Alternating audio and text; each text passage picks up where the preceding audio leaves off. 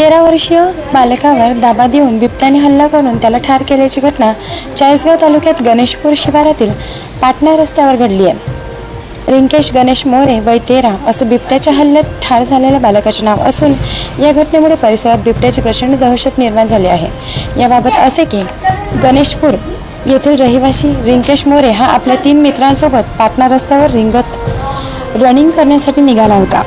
सर्वांच्या पुढे धावत असलेल्या रिंकेशला काही अंतरावर बिबट्या आढळला। बिबट्याला पाहताच रिंकेशने मागे धावत येणाऱ्या मित्रांना आवाज देऊन तो स्वतः जवळच्या एका झाडावर चढला। त्याच्या मागून धावणाऱ्या मित्रांनी ते पाहताच दोघे मागच्या मागे गावाकडे पळाले। गावात येताच त्यांनी बिबट्याला पाहिल्याचे सांगून रिंकेश झाडावर चढला असल्याचे सांगितले। या घटनेची माहिती समसाज तालुक्याचे आमदार मंगेश चव्हाण यांनी देखील तात्काळ गावात भेट देऊन उपस्थित अधिकाऱ्यांना योग्य त्या सूचना दिल्या। दरम्यान बिबट्याला जेरबंद करण्यासाठी वन विभागाने घटनास्थळी पिंजरा लावण्यात येत असल्याचे पोलीस पाटलांनी सांगितले।